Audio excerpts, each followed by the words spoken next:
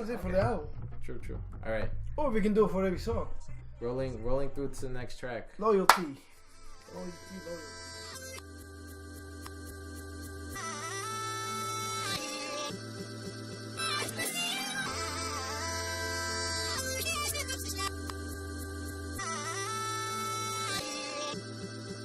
I said I'm geek and I'm fired up. All I want tonight, just get higher. Yeah, you look so good, it's to die for. Loyalty. What were you saying? Oh no, let me say something. Let me go first. Hang on. What were you saying? Oh yeah, I was a little iffy about the song when I first saw the track list, because I saw Rihanna there. And when I saw Rihanna on just how I felt when I saw Rihanna on the Eminem album when he dropped in 2013, he dropped Marshall Mathers Pt.2, and the Monster for me is garbage. I don't like this song. So when I saw Rihanna on a Kendrick song, I was like, oh shit, this is the next Monster. This is the next Love the Way You Lie. I'm like, oh, I don't want this shit. You didn't like Love the Way You Lie is good. Okay, right. There are two parts. I like both. You're right about that. But yeah, I thought it was gonna be the next Monster, because it's the most recent one. Yeah. But nah, bro. Rihanna and Kendrick they killed it. They killed it, bro. They came and took my mind, and I love the song. One thing I wondered on the song is if Rihanna wrote her verse, and I was just going through I don't know how accurate the Genius thing is, but Rihanna's not on the written by. She has no credits in written, so I assume that. It's understandable. I say, yeah, no, there's nothing wrong with that at all. She's using a ghostwriter. Because like you I know. You better cut that shit, nigga. Put that in the thumbnail. Rihanna got the ghostwriter. Find out in the next video of Henny and Hip Hop. Using a ghostwriter. That's how she met Drake. Is she the news, right? Does Drake drive for her? Henny and gossip. Anyway, but that's totally understandable. Yeah. Like I would completely understand that, because Kendrick he's a control freak when it comes to his perfectionist. music. Yeah, he would want to like have a specific, sound and you know what I mean, verse and whatever to everything he. So yeah, I don't see anything wrong with that. I suspect that his album needs to be a certain way. So I completely understand if Kendrick was like, listen, Riri, you got some nice tunes, but. No, I don't even think it happens like that. Say this right. No. Yeah, I know you want to say something, but stick to the script. I don't think it happens like that. That's nice, but yo, stick to the it's probably script. It's probably more like he had a verse in mind, and he was like, "Who can we get on this?" And then like Rihanna probably came up, and it's like, okay, yeah. Yeah, I can see. Swerve. It's a good song, man. It's a good song for Facts. So, you know me, planting my seeds and all. Radio smash. Kendrick Lamar and Rihanna going out? Huh? Nah. Hell no. He has a... some shit. He has a good... That was dry. We're Henny and Henny and dumbasses. Henny and dry jokes. No. But like, all right. So what are your guys' overall like opinion on it? In terms of like where it fits inside the album. That's a good question. Because that's a lot of places, and again, this isn't to say wrong or right. This is completely subjective. A lot of places just say like, well, we think loyalty is I think it's good to have Rihanna in a fucking song, bro. But a lot of places think like loyalty. A lot of places of the album. Yeah. A lot of places think loyalty is just something that's kind of thrown in there. They feel like, or like something that's like they say. Yeah, I have a different opinion, but they like. I could see Kendrick throwing another banger over that, but I can also see why they threw it, because it's Rihanna. Okay. It's Rihanna, bro. But like, even though she might not have written her lines, her bars, whatever. It's Rihanna. It's Rihanna, bro. It attracts people. You know what I mean? It's there. It's just like U2. Oh, U2, bro. Like, you know what I mean? Yeah, I understand. They're there just for name. Even though I've noticed that in the last 2 albums that Kendrick dropped, he didn't release features with any other big rappers, which is something incredible, bro. Because he doesn't have any big names. J. Cole. Yeah, of course, J. Cole. Yeah, but it's something It's awesome, bro. Give credit where credit's Yeah, you gotta. But still, he doesn't have any big names sing his album. Yeah, no, true. Any big rappers. That's mean, the thing. He doesn't need it. He doesn't need it. He's a big rapper. Yeah. So you gotta give him credit for that too. Yeah. What do you does? J. Cole won no platinum, no features. Yeah, he went platinum though, no features. Kendrick can't say that. Yeah, but Forest Hills. J. Cole better than Kendrick. No, but for real. Is putting a hit song like in a conscious album necessarily a bad thing? Let's keep conscious out of the conversation. All right, just for context, I don't think conscious rap should be a term, honestly, because but you know what? That's a side note. Right, but you know what I meant by that. Yeah. But what I'm saying is like, and I don't think that's true at all, because you have a track like I on T-Pad, and you could say, that song is like a radio smash. And does it take the context out of the album away? No, not at all. It fits perfectly into He changed it though. He changed it for the album. That's true. He did change it. He gave it a lot more organic version, and with that little speech at the end, with a lot more meaning. That's true. Yeah. But no, I don't. I think this fits perfectly into the album, because it's, again, he's talking about a bunch of different elements of it's just a bunch of different elements that come together as one, and who make him who he is. Yeah. Everyone feels. Everyone has pride. Everyone's humble at times. Everyone lusts. Everyone loves. This is a representation of everybody in a nutshell. Now take a kick at this, because this is the way that I saw it. Just get my notes up. Okay. So, I mean, at the surface level, and again, I feel like it's all completely subjective. I think the album is designed that way. At the surface level, it's a love song. It's, you know what I mean, you're searching for loyalty. You want that person, or you know what I mean, even people, to be loyal to you. Yeah. But there's two specific lines that I think define this song as more than that, if you want to look at it that way. Because there's a part where, after Rihanna is speaking, where she goes, where they ask, both of them ask, like, tell me who you're loyal to. Is it money? This is Kendrick. Is it money? Is it fame? Is it weed? Is it drink? You know what I mean? All that shit. And then after Rihanna spits her verse, she goes, tell me who you're loyal to. Is it anybody that you would lie for? Anybody that you would slide for? Anybody that you would die for? And then Kendrick kind of comes up from the background. That's what God's for. That really hit home to me. And I think that may have been after a few listens, I kind of caught on to that.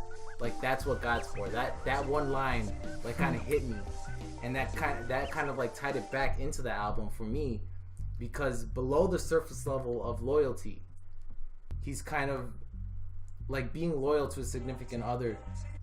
There's a message underneath that you kind of put yourself in trying to seek loyalty from another person. I want you guys to be loyal to me. You then kind of put yourself in an egotistical view of I'm good enough for you guys to be loyal to. You know what I mean? And then he's saying, but that's what God's for. You know what I mean? So you're saying you're at the same level of God? Exactly. So and another line at the end where Rihanna's singing again, she goes after the chorus, it's so hard to be humble. You know what I mean? When she sings that, it's so hard to be humble. You know what I mean? That again ties into the loyalty factor, because when you want people to be loyal to you, that kind of cancels out humbleness, because humbleness is, you know what I mean, being modest about yourself. You don't want to be, you know what I mean, you don't want to be big-headed. Exactly. That's what I'm saying. So when you're asking loyalty from people, it's you're trying to you're making yourself bigger. You're making your ego bigger. And I think, and again, I feel he's not Kendrick. That's what God's for. You don't need to make yourself feel too big. That's what God's for. God. Exactly. Exactly. Yeah. And I feel Kendrick isn't even stating that. I feel that's just something that I took from it. But it's just a question that he poses. Again, is it wickedness or is it weakness? You know what I mean? He's completely leaving it subjective for everybody. Is it Like it's up to you guys to decide, you know what I mean? And that's just something that I noticed, you know what I mean? DJ, spin that shit. Just go, bro. Pride. Let's spin this, bro. See what we gotta say about pride, friend. Pride is filthy, man. Pride is filthy. Pride is a filthy song. Love's gonna get you killed, but pride's gonna be the death of you and you and me and you and you and you and me and you and you and you and me and you and you.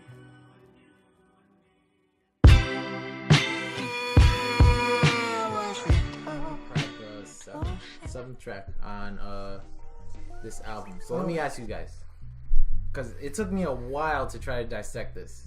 I feel like this is the hardest one for me to dissect, even though I know you said it was the simplest to understand. I don't know, it was hard for me because like in my concept of this, I'll tell you after why I said that, but go ahead. But the first 5 lines of the first verse, the first 5 lines of the verse, what are your opinions on that? Because that was like the initial, like, I couldn't understand what he was talking about. The first 5 lines. Hell raising, wheel chasing, new worldly possessions. I see that as lust. That's lust to me. In my head, it's like hell raising, wheel chasing, new worldly possessions. That's you lusting over something. Okay. Flesh making, spirit breaking. Which one would you lust in? Flesh making, spirit breaking. That confuses me. I don't really.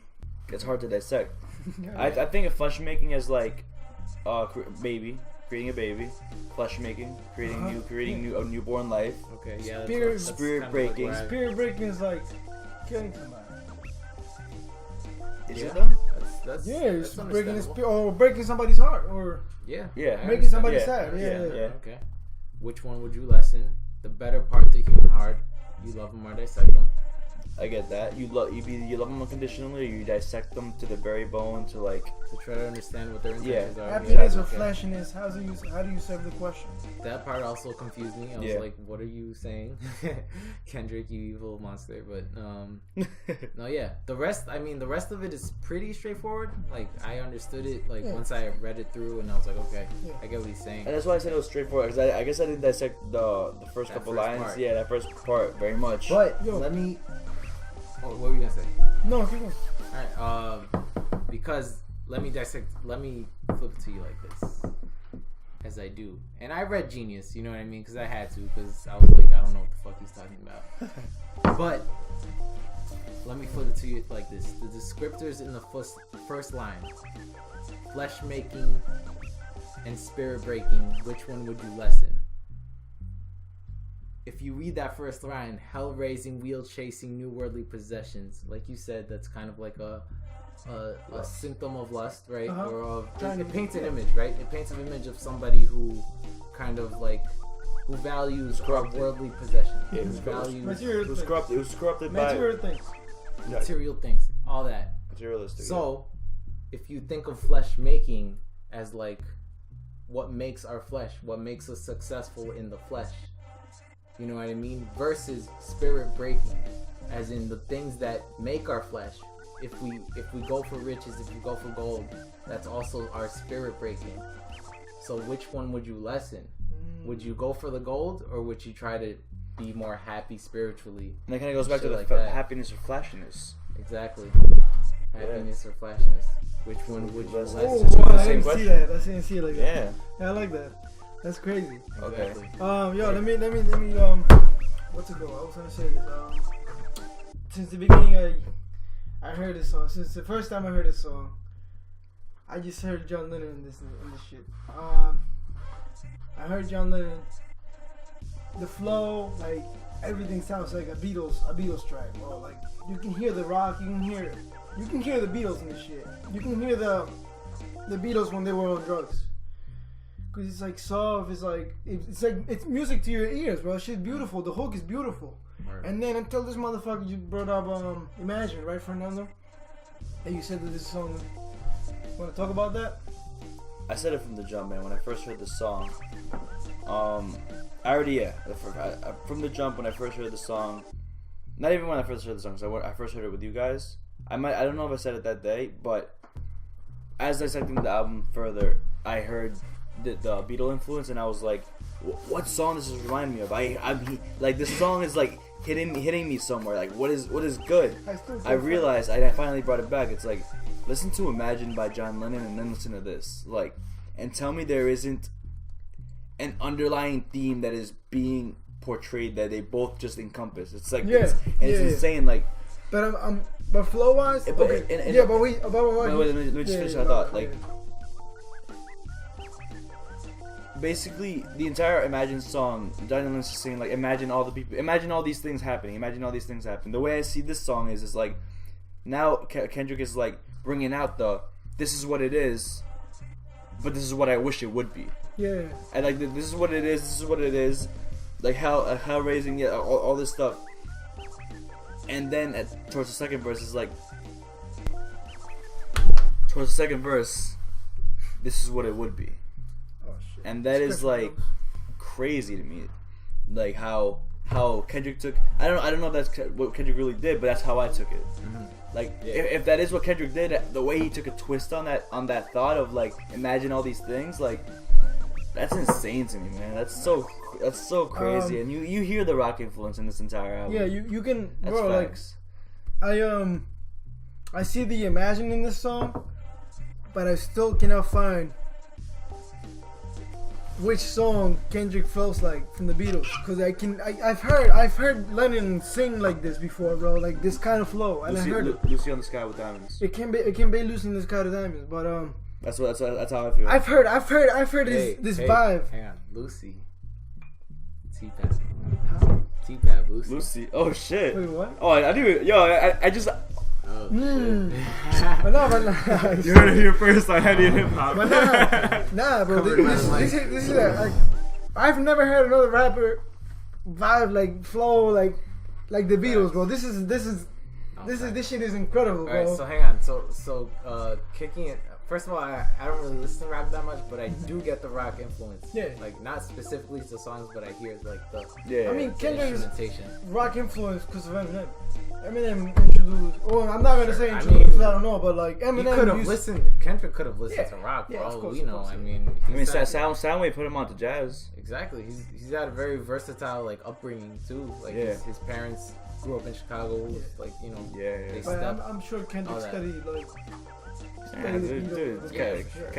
But anyway, tying the game. Anyway, tying this back into the album, we just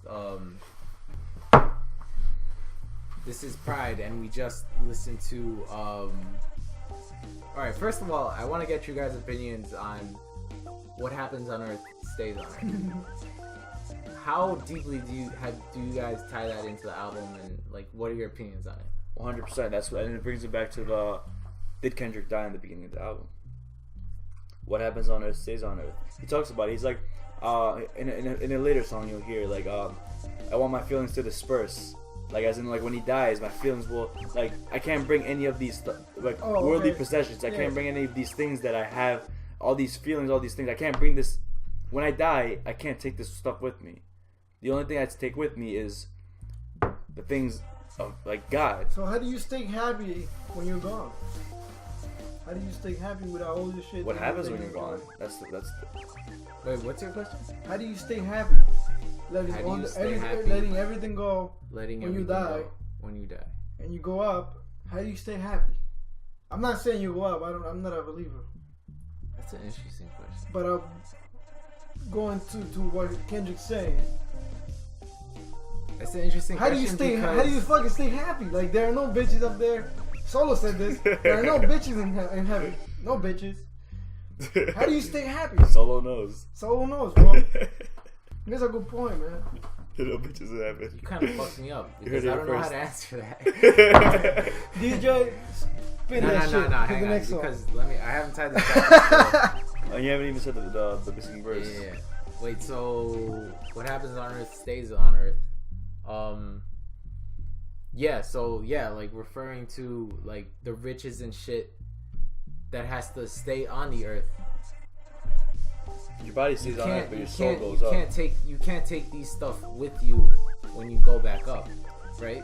you can feed your body and your ego, but your soul is the only thing going up there, man. How do you feed your soul? So I take it back to these two different things, and again, it's subjective, and I don't take one side over the other. Like, I take it as like as it is. As you can't take the stuff that you gather here on Earth with you to the afterlife, and also to like the negative stuff that you bring into your life, like the thoughts of lust and pride and all those worries, and all those egotistical, those worries, all that stuff. You can't take that stuff up with you to the next life. So, well, I don't want to spoil it. Later on, I'll discuss it even more, actually. But yeah, in totality, to tie this back into the album, tie pride back into the album, like, I think this is, you know what I mean, his pride in, again, what did we just listen to? Loyalty? His pride is, which, you know, is obviously, like, loyalty, pride, they're kind of like the same, they tie into the same theme. Yeah. Like, his pride leaves him detached from the world. Like, him putting himself up on a pedestal, like, considering himself, like, alienated. Yeah, alienated, but does he mention in this song that he's like, he doesn't like trust the people around him, he doesn't trust humanity. I can't fake humble because your ass is insecure. Exactly. His pride has him feeling detached from the world and their struggles, because he kind of feels more, he feels like detached from everything else. It really goes back to him putting himself on that pedestal where he was talking about, like, basically being egotistical. He's like, and I can't fake my humbleness just because your ass is insecure. Like, my success makes you're insecure. Makes you insecure. Mm-hmm. So you expect me to be humble just because your ass is insecure? Yeah, word. So then, tying it to the total theme of the religious, you know, aspect of this album, like, his pride in feeling like detached from the world feels him detached from his connection to God. Love is gonna get you killed, but pride is gonna be the death of you and me. There you go. Man. Alright. Nobody pray for me. It been a day for me. Yeah. Hey, I remember syrup sandwiches and crime allowances. Finesse a nigga with some counterfeits, but now I'm counting this. Parmesan with my accountant lips. In fact, I'm down in this. You say with my boo babe tastes like Kool-Aid for the analyst. Girl, I can buy your Westie world with my base stuff. Ooh, that pussy good. Won't you sit it on my taste buds? I get way too busy. Pretty sure the first single yeah. off that shit. Yeah. Okay. First and only. Yeah, first and only. I think this song was needed for Kendrick, cause the man, I mean, okay, the myth. we went to in 2015 when Kendrick released To Be a Butterfly. Around November, he released Kunta's Groove Sessions. And Kunta annual groove session. Me and Fernando That's got the chance to meet Kendrick, which with J-Rock. And the man, he was so nice. Like, he was so cool. He was humble, bro. He was like, the man was. It was so awesome. Like, you don't expect this from somebody that has so much money and so much fame. You don't expect that from somebody like that, you know. It left me happy, you know, like, cause I remember walking up to him, and when we were gonna take the picture, I was like, "Do you mind if I put my hand over you?" He was like, "Nah, don't worry about it, man. Go ahead." He was like that. He was mad cool, bro. Well, you put your hand around him? Yeah, and I was like, "Yeah, put my hand." I have a picture. I have the picture. Yeah, I put my hand around him. He was like, "Yeah, he's cool, bro. Don't worry about it." He was cool, man, cool about it. So when he released Humble, it made me think of that. It made me think of the time that when we met him, and the man was just fucking. Dope. He was just beautiful. Bro. It was a dope moment, man. It was really dope. The man was humble. It's super gentle handshake. Yeah. Yeah, no. It was literally like that. Like Kendrick Lamar, a pussy. No, J-Rock was like, "Yo, let's go." Yeah, it was. Yeah, Kendrick was like, "Yeah, let's go. It was good." Yeah. It's that short too. But the man was really humble. Bro. It was J-Rock also. It was a really beautiful moment. I mean, there's not much to dissect from this song. Oh wait. One thing I do want to say, in the video, the original version, if you want to call it that. He says, "What does it say? Wicked or weakness?" Because remember, it's different. The beginning is different in the video than it is in the. It's actually in Ingenious. It says it like there's the different versions. Let me pull it up real quick. Yeah, it's a play on the same type of like themes. Yeah, but it was like a precursor. Yeah, precursor for that. When we first like listened to when Humble first came out, it was definitely like we never heard Wicked or Weakness. You know what I mean? Wicked or Weakness, you gotta see this way. Like you gotta see this way. Like yeah, it was a precursor to it. It was a nice little like Easter egg for us. Yeah, it was like a little Easter egg for us. Yeah. But no, yeah. I didn't catch it, but yeah, nobody did. Actually, did you see in the video when he was riding the bike down? Oh yeah, he's damn. It sure says damn. Yeah. Before in the video, of in the video of Humble when he's riding his bike and it has like that world's view or whatever that like whatever. Oh, okay. His shirt says damn. Yeah. His shirt says damn. Yeah. Awesome. He has a damn shirt on with a dot. That was crazy. But I mean, other than that, Humble. I mean, there's not much to dissect. Other than there's fucking lyricism and straightforward and sit down, bitch, be humble, pretty much, yo. I mean, if you want to tie it back to the album, if we go down the list again, blood, DNA, back to the roots, yeah, questioning of those roots, element, making his space, feeling like he's, feeling like out of, you know what I mean, alienated, and all just that. being very vulnerable and just giving loyalty, a symptom of that. He's feeling egotistical, pride. In the realization that he's, you know what I mean, putting himself on a pedestal and, you know, feeling like kind of, you know what I mean, separated from everybody else. Yeah, it just really goes back to that thing, like nobody's praying for him. Humble is that twist because Humble switches from pride in that pride is almost like a very loud thing, but he's very soft in the song. And Humble should be a very modest thing, but he's very loud in this song. So it's kind of like that contrast. Immediately, I think this is the turning point of the album, if anything else. Because Humble is like, bitch, sit down, almost like he's talking to himself. Like, stop being so fucking egotistical. Be humble. Sit down. You know what I mean? When Kendrick, and he said in another song, but when Kendrick says that you don't know him in person like you see him on TV or in the internet, it's a fact, bro. It's a motherfucking fact. The man is like, bro, today he was in Compton doing signings, signatures and all that. Yeah, word. Facts. You could see that he was, bro, like the motherfucker is humble as hell. Yo, one thing that he does, that's what I like, cause, bro, I don't want to sound racist. It goes to everybody. People, no matter the color, when they get money, they flash. You know what I mean? They act differently. This motherfucker, he didn't buy a Lexus. He said it himself. He didn't buy a Lexus with his first paycheck. When he got his first paycheck, he didn't buy his first meal. He didn't buy a Lexus. But that was a symptom of fear, and we'll get to that later on.